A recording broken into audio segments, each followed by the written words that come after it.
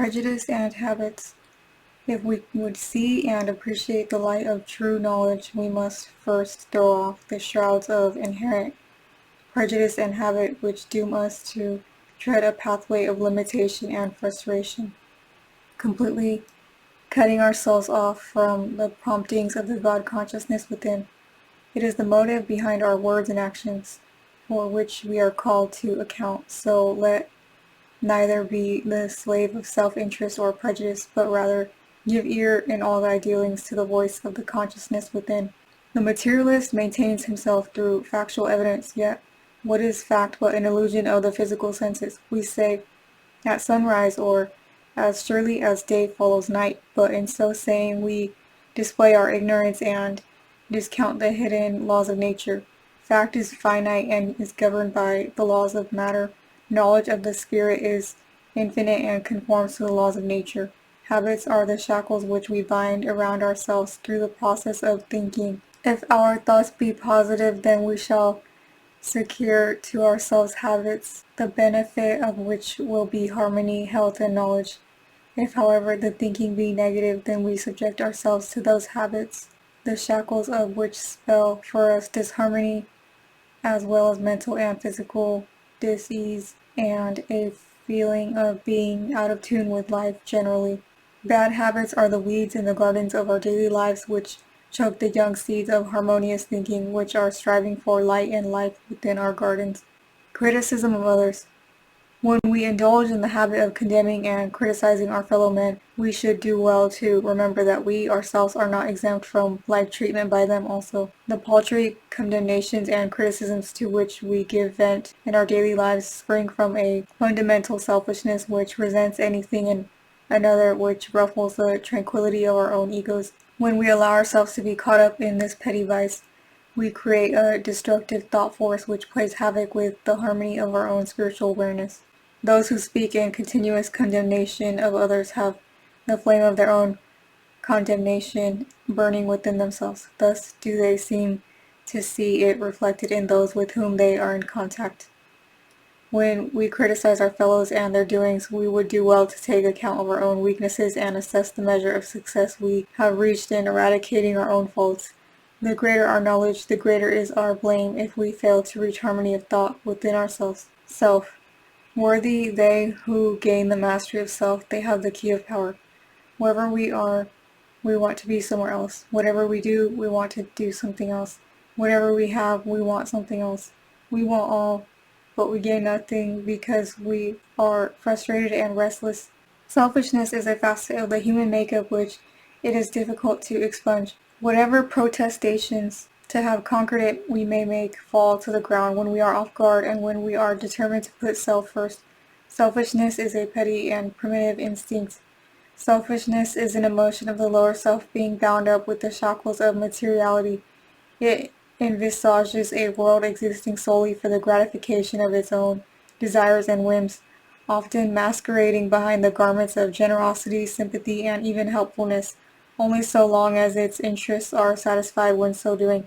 It takes either by word or deed just as easily as it gives. Its karma is loneliness of soul and a haunting fear and suspicion of the motives and intentions of others. If we deceive ourselves as to the measure of our own prowess and importance, we are living in a fool's paradise and we shall deceive others only for a time.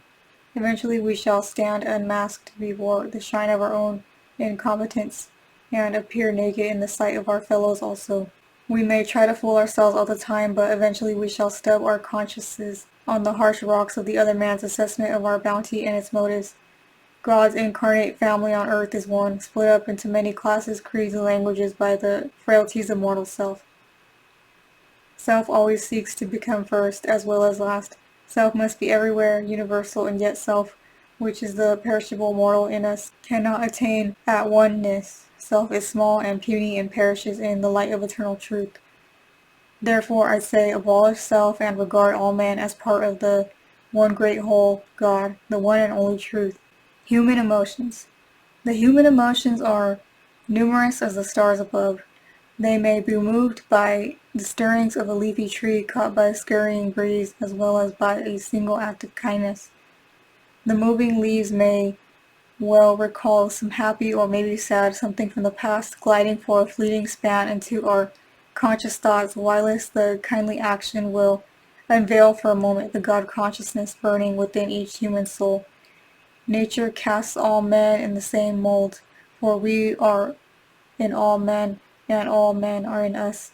We build our personalities through the balancing of our emotions, in which dwell the deadly snares of fear, jealousy, selfishness, and all that is negative within us.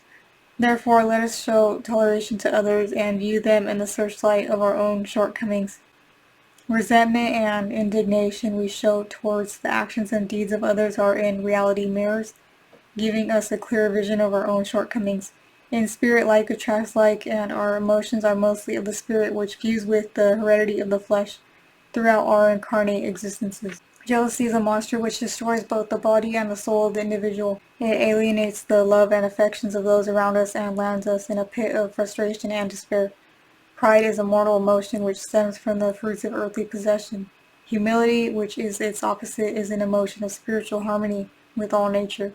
He who has stored up the riches of spiritual knowledge has more power than he who has amassed worldly wealth, for his kingdom is infinite and depends not upon the goodwill of any man. Seek not personal pride or gain in argument. An argument should never present itself from that standpoint. When you argue to do good and not to uphold what you believe to be the truth, but not to gain simply a material advantage with words. Misused power will eventually encompass a man's destruction, for he who misuses it will be crushed by its evil and soul-destroying tentacles. It becomes an octopus, always seeking greater possessions. It devours the mind as well as the body, filling its victims with a sense of false and empty pride. Fear is the gateway through which all evil enters. Fear is a destructive and negative force which is forever exhorting us to build up pictures of something obscure and unpleasant, which we believe is always waiting to lay us by the heels in some way or another, either by frustrating our efforts for good, depriving us of something essential to our happiness, or destroying our physical health. Faith is a conscious knowledge of the oneness of man with God, whereas fear is a lack of that knowledge, and nothing can flow from the fear-ridden soul, either to or from God, thus isolating him and making him a prey to all the lower astral vibrations. Ye always fear that evil will come as a thief in the night to destroy good, but ye never reverse this process which is inherent in mortal thinking by saying, my efforts will be successful and will destroy the negative forces of evil. Fear breeds disintegration, whereas true knowledge knows not the evil of fear nor accepts its being. Always realize that another's wants are as important as your own. It is not what we give to people that counts, but how we give it, and whether we allow it to be governed by the inconveniences it may produce for ourselves. If we give in a spirit of possession, then we are making a rod for our own backs, which will eventually flay us with the insincerity of our own desires. What we conceive in selfishness destroys us and brings us to the footstool of frustration. Generosity is that rare virtue to be found only in the daily lives of those who put the wants and desires of others above self. It has no affinity with that false emotion, too often mistaken for generosity, which bows to the requirements of others solely when self is satisfied also. This pale ghost embodies a vice, for it deceives both the giver as well as the receiver of what appears on the surface to be a generous action. If we deceive ourselves, we shall, for a time, deceive others also, but they will in due season find us out, causing a sense of shame and frustration which will burn within the fibers of the conscience like a raging fire. Heaven and hell are but the emotional edifices of which we build upon the higher or lower planes of thought. If we would dwell in a heaven of harmony or atonement with all things, then we must cull our building materials from the God consciousness within. If we do not but allow the lower thought planes to control us, we shall become victims of conflicting and negative emotions which are destructive to both spirit and flesh. Heaven and hell dwell within us, ever striving the one against the other for mastery.